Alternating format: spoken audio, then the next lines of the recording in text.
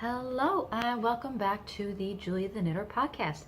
This is episode 10 and today's date is March 31st. It has been a little while since I have recorded. Bear with me, I'm a little rusty today. And I'll get into all that why in just a few minutes. But for those of you who are brand new to the podcast, welcome. I'm glad you found us and I hope you enjoy what you see. And to anybody who's coming back, I'm glad you're back. Hi, how's it going? So this is a podcast mainly about knitting and whatever crafty stuff I happen to be getting into that day. Or this week, or at the time. So bear with me, I'm all over the place today. But I figured if I didn't sit down to record now, it wasn't going to get done. So, hi. I've missed you guys. It's been about a month since the last podcast. This is episode 10, which is double digits. Pretty exciting stuff. Why has it been so long? Well, I mentioned last time that I was going back to work, and that it was a bit of an adjustment, to be honest. The new schedule that we've got going on here makes things a little hectic because my husband only gets home a little bit earlier than I do. So we get home, we're basically rushing to get dinner and homework and showers and all that stuff done. And my son's in daycare now, he's loving it, which is really exciting. But when you start kids in school or daycare, as some of you parents may know, they come home with every single plague that runs rampant in those buildings. I went through it with my daughter when she started pre-K. I think she was sick every other week for that first year of school. And Dermot came home the first week of school with an upper respiratory infection, and that's basically why I didn't record 2 weeks ago, which would have been on schedule, because he brought home the plague and we all got it. So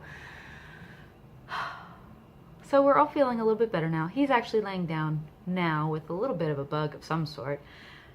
Hopefully he's feeling a little bit better because tomorrow is Easter here in New York and all over the world because Easter doesn't change no matter where you go. So I told you, I'm sorry. So this new schedule does have me a little bit, I'm all over the place. I'm up at 5:30 every morning and I don't get home till about almost 7, and it's just a long day. I have a really long commute, which has its pros and cons. It's probably the most time I've had to myself, by myself, in any one time in years.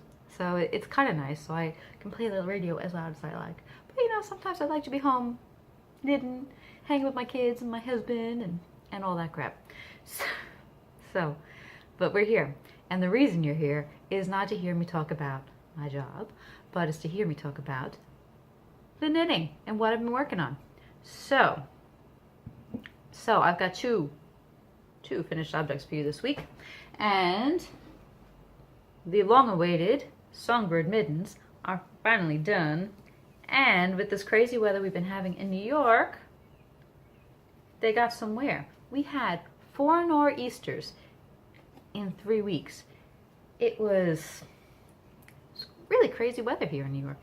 A bunch of snowstorms and some cold weather, and we actually have some nice weather today. It feels like spring is finally starting to spread its wings and join us. I think it's supposed to be in the 50s today, and it's sunny. It hasn't been sunny all week. It's been really wet and rainy and drizzly and miserable. But it's going to be nice today, so I'm hoping to get some outside time and I'll be good. But I did get a little bit of wear out of my gorgeous Songbird mittens before this weather has seemed to turn nice for the most part. This is a pattern by Erica Heusser. I don't know if that's how you pronounce her name. Heusser. Heusser. I don't know. But she's got a lot of really cool patterns that seem to be running the, I don't even know how to put it in words today. Everybody seems to be knitting them right now. But these were such a pleasure to knit up. I explained my issues that I had with the pattern earlier, I think a lot of that was just brain space and stress. But they came out nicely. They blocked, they're a little wrinkly from being in my pockets. But the main color is this whitish color, this creamy color, which is the Perfect Stitch Fibre Company's Gumba Base, which is 100% superwash fine merino wool in their cookies and cream colorway. I don't have the leftover yarn handy to show you, but it's this real nice creamy color with dark speckles. It's dark, like charcoaly speckles, like cookies and cream. And the secondary color, the contrasting color, is this dark color, which it's hard to show really on the camera. It doesn't really pick it up that well.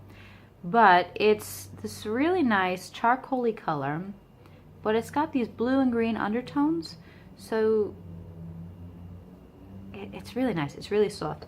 It is by Ginger Twist Studio. Ginger's hand dyed in her Masham Mayhem 4-ply base, which is 75% BFL and 25% British Masham. It is so soft and so warm, and these gloves feel so nice to wear. I really am enjoying them, and I'm tempted to wear them around the house only because they feel so nice on my hands. They feel really, I'm sorry that they're a little wrinkly. They blocked out really nicely. A lot of the bumps that come along with knit and color work have evened out.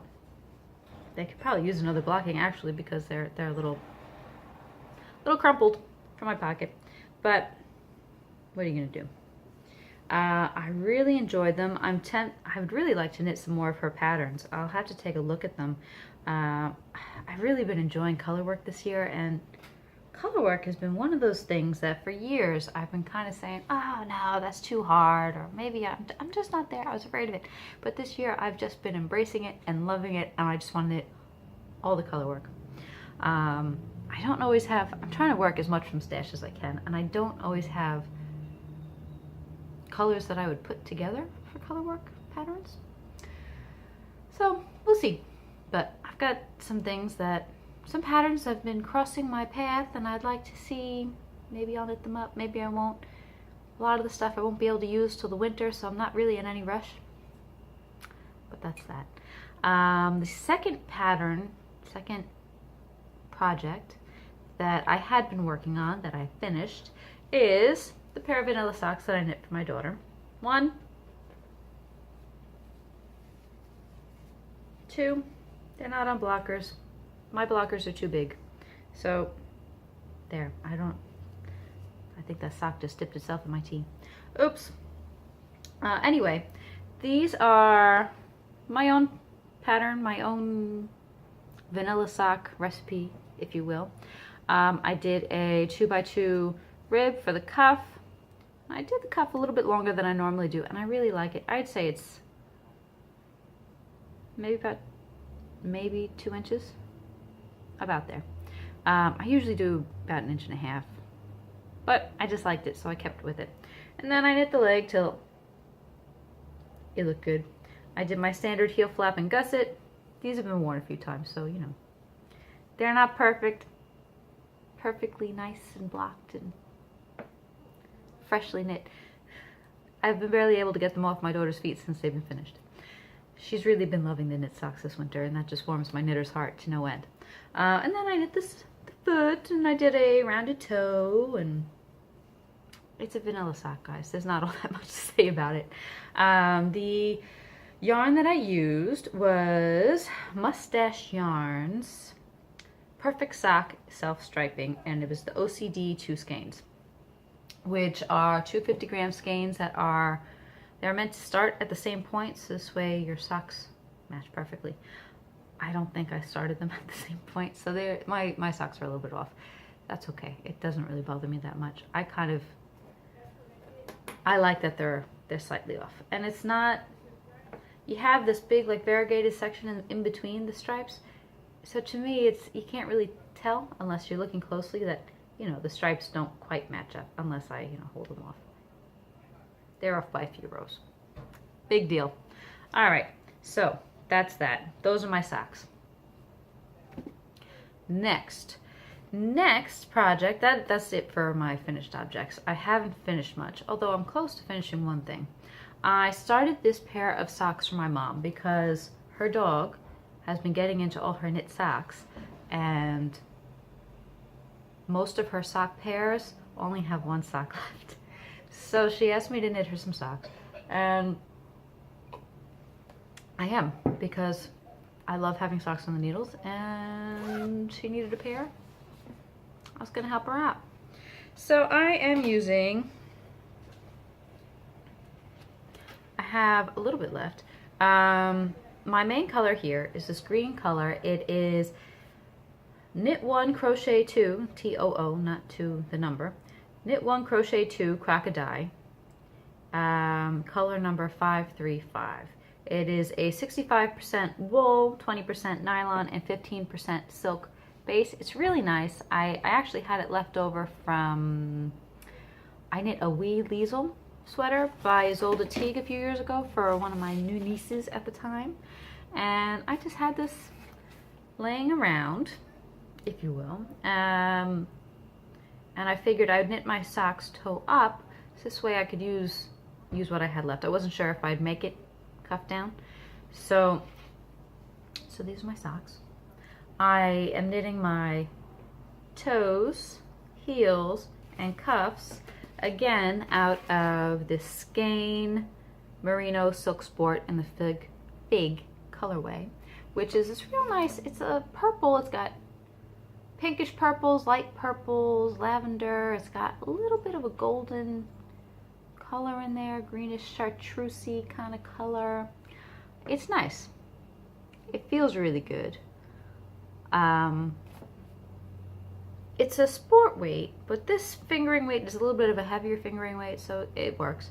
I made up the pattern. I'm probably not going to write it down as an actual pattern, because I would imagine there's a pattern like this out there. It's pretty basic. But when I was knitting, not the Clark socks, the Irving socks by Jacqueline Salem, by the Brooklyn Knit Folk podcast, the detail on the back had this Purl Ridge on the back of the leg of the sock, and I really like that, so I'm doing that kind of on my whole sock. So it's just a Purl Ridge. So I have, you know, a few plain stockinette rows, and then I do a Purl Ridge. And I did a Judy's Magic Cast On, is that what you call it? A wedge toe. I did my wedge foot, and I put in the German short row heel that Mina Phillip uses in her patterns, and I did the garter stitch version, so it's a little bumpy, which I think kind of goes nicely with the bumps of my garter stitch sock. And then I'm just knitting the leg probably till I run out of the yarn, which is, I think I've only got maybe an inch on each leg left, and then I'll do the cuffs. I'll do a 2x2 rib. It's not really anything spectacular. I'm sure there's a pattern, so I'm not going to claim that it's my own original pattern, but I'm just kind of making it up as I go. So that's that. It's pretty cool. It's pretty nice. My mom asked me to make them a little bigger because her socks were feeling a little snug, so they are a little longer than I normally knit her socks. So that's that. I'm doing them 2 at a time on a size 1 needle. I've got a nice little teacup progress keeper on here. I think I got this from Homespun House's shop quite some time ago. But it's a little teacup, and you know, I'm always drinking tea. It actually kind of almost matches the teacup that I'm using right now. Nice. But with this new job, I'm not getting in nearly as much knitting time as I used to, and this, from here on, is basically what I've knit this week on the socks. So not a whole bunch. I'm getting a few rows a day, which I'll take what I can get. But they're coming along. I'm enjoying the way they're coming along. I'm almost ready to be done with the ridges, just because sometimes I just want to work on something else. It's not quite as mindless as, you know, a plain vanilla sock, but it's pretty mindless. So So that's that. That was my only new cast on that I've had since we spoke. I have been working a little bit, not a whole lot, on my Knitter's Dude sweater for my husband. This is a pattern by Andrea Rangel, and in case you forgot, I am knitting it up out of Knit Picks Wool of the Andes. My main color is the Oyster Heather color, and I have, I'm sorry, I'm just trying to get it out of the bag without dumping everything.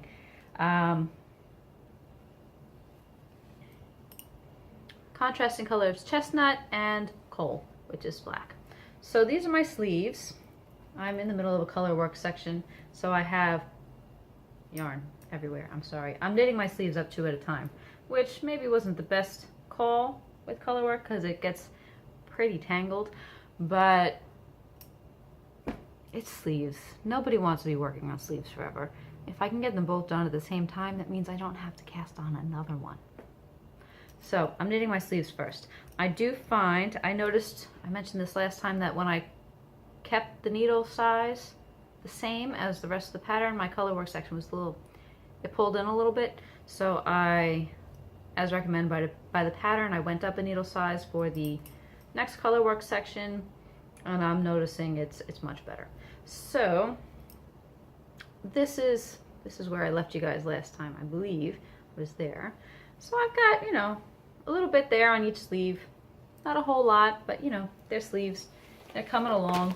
My husband's a lot bigger than me, so this is almost a full sleeve for me, but this is probably only about, I don't know, not even halfway up the sleeve. So that's that. I actually really enjoy working on this pattern, but I don't work on it enough. Mainly because, one, it's not the most portable project, and two, I gotta think a little bit, it's color work. So you gotta think about what you're doing, and my yarn is getting tangled, and it's kind of the thing I can do, you know, after the kids go to bed.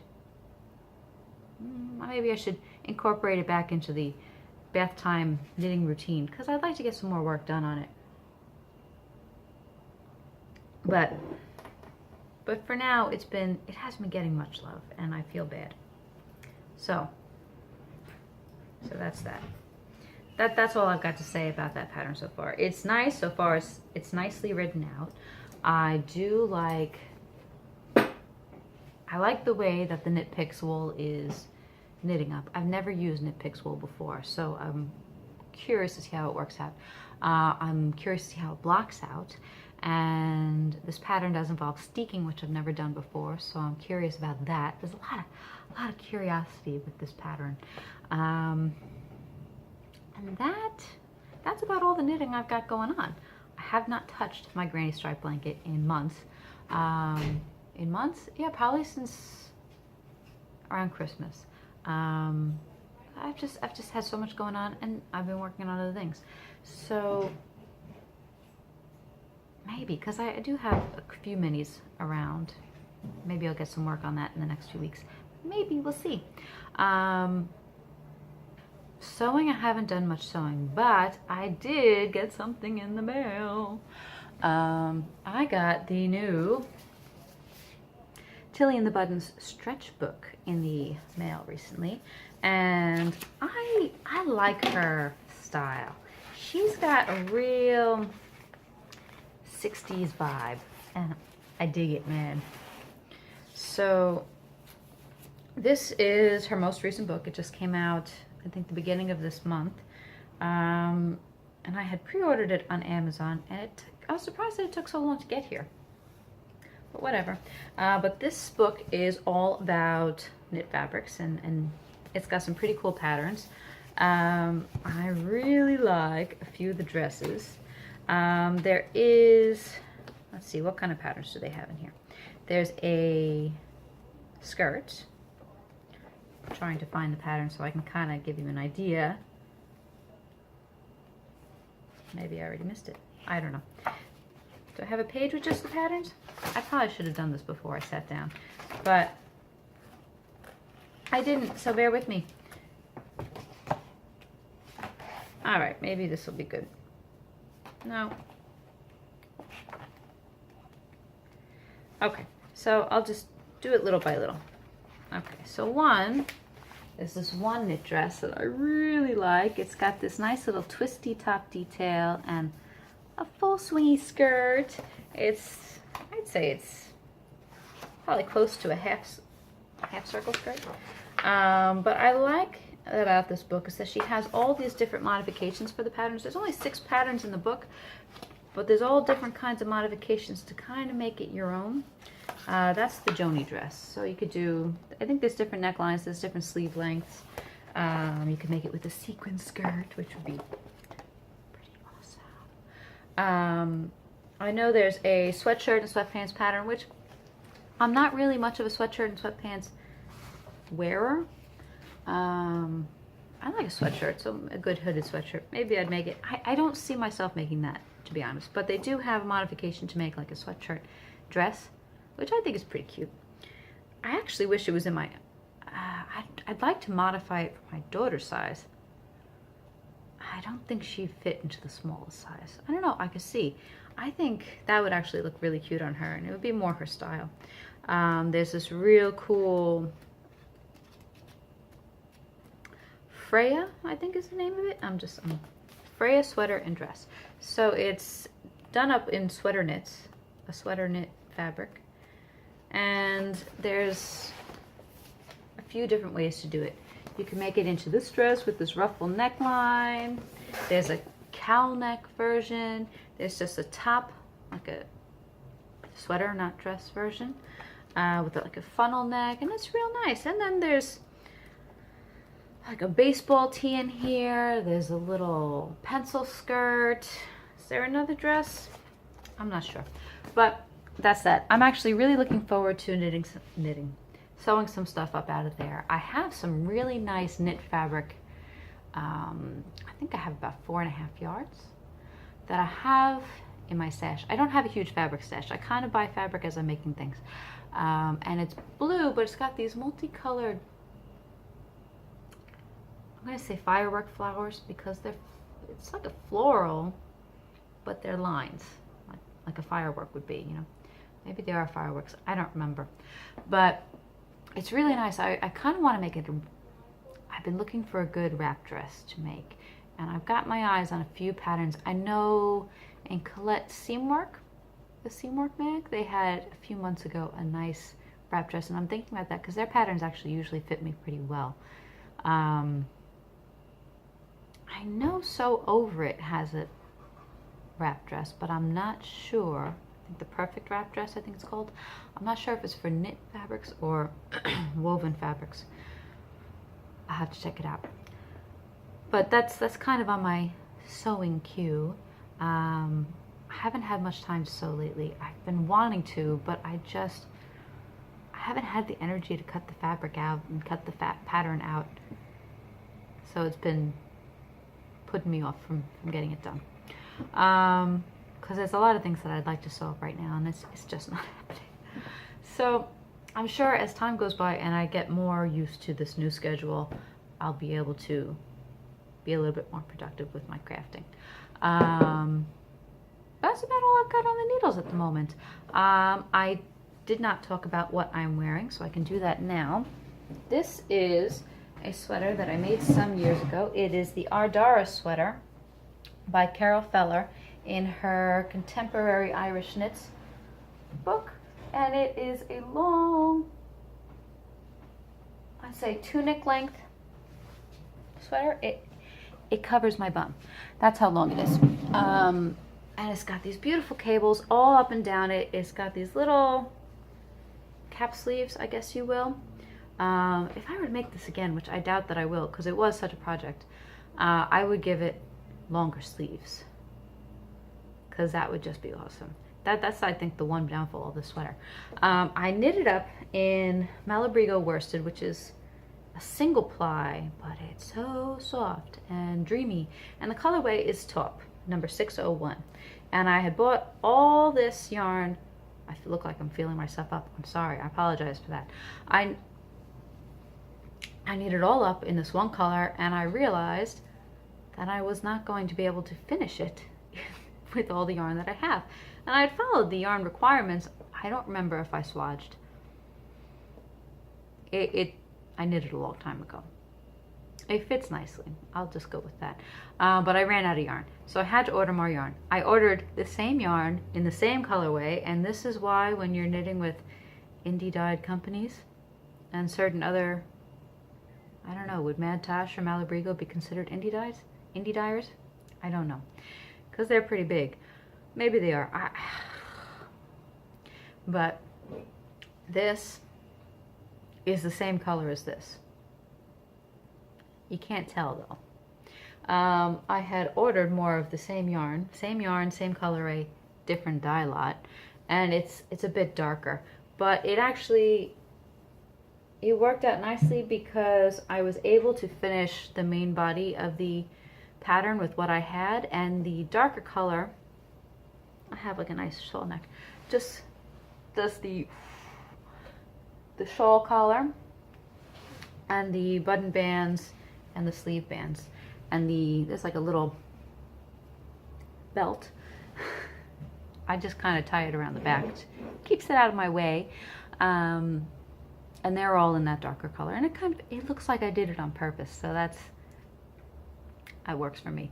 And I used these vintagey buttons from my stash from my grandmother. So you can see them. They're like these little leather brown buttons. I don't know, you guys have seen buttons like that a million times because they're on all kinds of like old stuff, and I like them. They make me feel good. But this sweater, I think I don't wear it as often because it doesn't have long sleeves, but I've been getting a lot of wear out of it in the last few weeks because it's so cozy, and it's nice over a long sleeve t-shirt.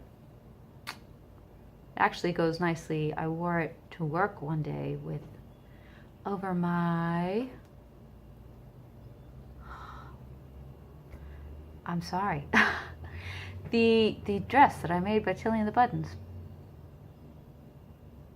The Cleo dress, I think. I can't remember. Hold on, let me check my notes because I have them here. Oh my goodness, I'm sorry. I'm so all over the place today, but Cocoa dress. It was the Cocoa dress. Yes, so I wore it over my Cocoa dress to work, and it actually worked out nicely because my office gets a little chilly. We have a space heater in there, which is really nice. It gets a little chilly because we have a door. It's a very small office, but we have a door towards the back. It's an emergency exit, and it's a big glass door, so we get some nice light in there. But we do get a draft. So that's that. I'm trying to think if I have anything going on today to tell you guys about. Easter is tomorrow, so we dyed our Easter eggs up earlier this week because my daughter was not going to be here after Tuesday. She's at her father's for break. And so we dyed up our Easter eggs, and of course Dermot went plop, plop, plop, plop, plop, and had about almost all the eggs done in about 2 seconds. Whereas Emma took her 4 eggs because I divided them all evenly. Dermot just stole all mine. And it probably took her 40 minutes to dye them. But hers are very pretty and they're very nice, and I'm looking forward to them finding their Easter eggs tomorrow morning.